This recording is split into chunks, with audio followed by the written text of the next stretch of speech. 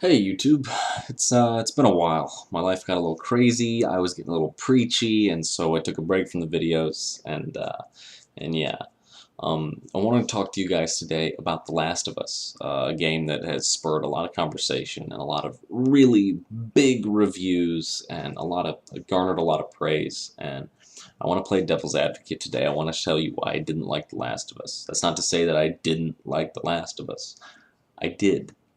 Um, but I don't think that it is deserving of the massive amount of attention that it's gotten. And here's why. And by all means, spoiler alert, I will be talking about stuff that happens at the end of the game and throughout. So if you haven't played it, I figure it's been out for a while. The people who are going to play it have probably played it by now. But anyway, the first thing that struck me as bad about the game was that Joel is terrible with a gun. His aim is all over the place. Why? Why? Why is it like that? Is it to create tension in a gunfight? Is it to show that he's an amateur?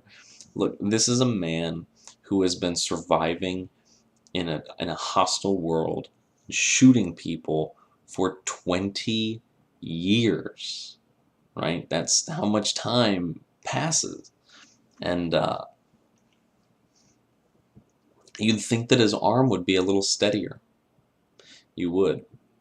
And I don't like that about the game. It's one thing, and it would make it even so much more impactful if then, when you do play as Ellie later in the game, that her aim would sway because she doesn't have those years of experience. But Joel should be a better shot. Maybe there could have been like a stress level involved that would make your aim wavier, but having it being inherently all over the place, mm-mm. No, I didn't like it. It always read as a bit off to me. It read wrong. The dialogue between Joel and Ellie is excellent, yes. But I don't know. I guess I never felt really attached to the characters. Everybody talked about how much this game made them feel. Oh man, an emotional story. But I don't know. I never felt attached to the characters. The opening was broadcast so loudly. I mean, on the cover of the box, it's Joel and Ellie. You start off the game playing as Joel's daughter, who is not Ellie. I mean, you know how that story ends. I feel like the entire first 20-minute segment was just, I won't call it a waste, but was it necessary? So when the army guys actually, shot her, I was like, okay, well, I mean, I knew that was going to happen because this girl had to go. She's not around later on. Something happens to her, obviously. And since they're putting you, the player, in her shoes, it adds a level of emotional attachment in that first 20 minutes that just wouldn't have been possible for a character who you didn't actually control. You put more investment into a character that you control. And so that's exactly why they did what they did. I also feel that the game's story structure wasn't as good as it could have been. The climax of the story is winter. Winter is the climax of the story. I'm sorry, but it is. Like, it's so high stakes, and when you first come in with Ellie and you're tracking the deer, which was a brilliant segment, by the way. And then, the tension is there, and then Joel has to get up and save Ellie from the situation that she gets herself in. That was the climax of the game. It made the entire last section, going to the hospital and the hospital, feel like less, and the game really sort of devolves from that point. It's really interesting. I think the pinnacle of your action experience actually happens in winter, and the pinnacle of your stealth experience does happen on the way to the hospital. But by the time you get to the hospital, it's all just assault rifles and military guys, and it's what are we doing? I know that they're going for that very John Q moment, that scene, where you've got a man going after this girl that he cares about, and he's willing to kill anyone who's in his way. But can we just be honest with ourselves for a minute? At the point in the game where they introduce to you an assault rifle that you can pick up, like I almost checked out right there. I was like, what? I can pick up this dude's assault rifle and use it. Yes, that makes sense logically and realistically, but the fact that these people are even here with assault rifles makes me angry.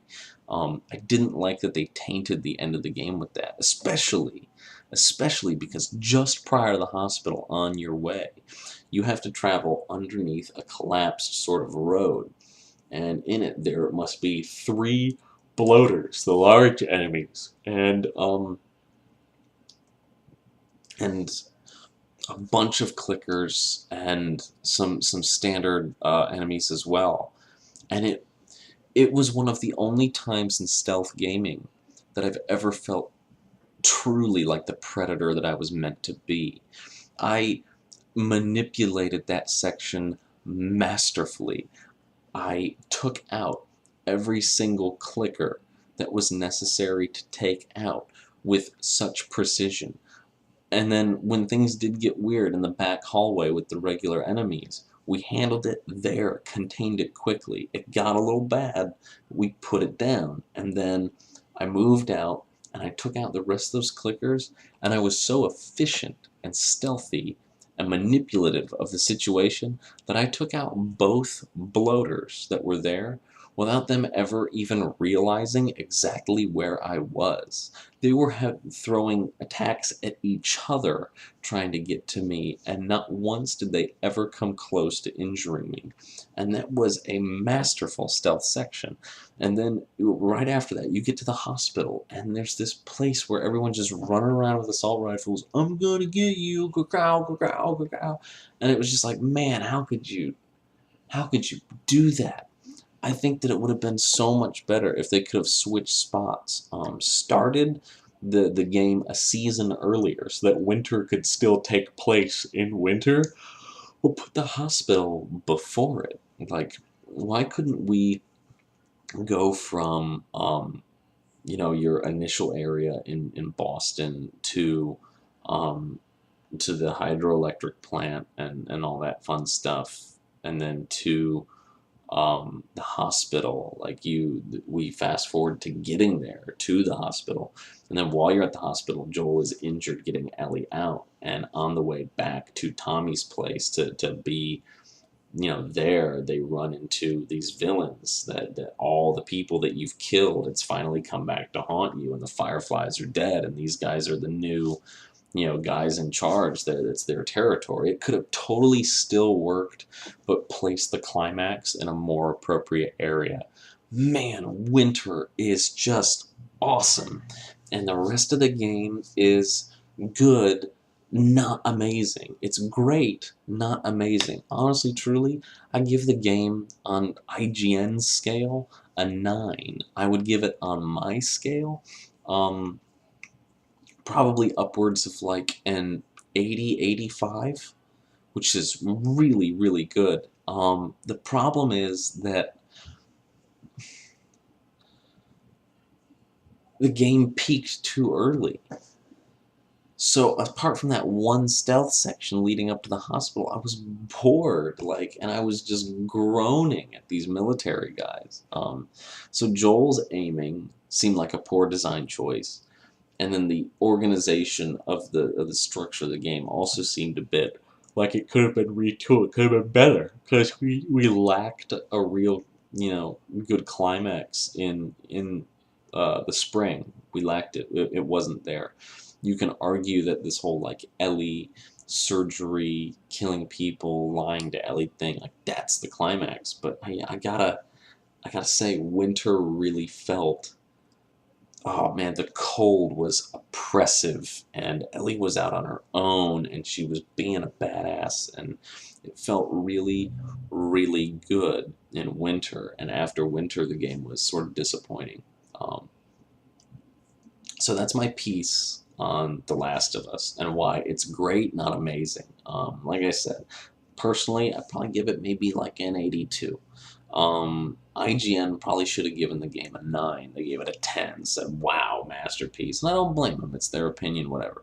Um, But I think that we really need to be more critical of The Last of Us and not get wrapped up so much in narrative, which is going to be the topic of my next video. So, yeah, thank you for watching. If you're coming back after the long gap, good show. And yeah, thanks, guys.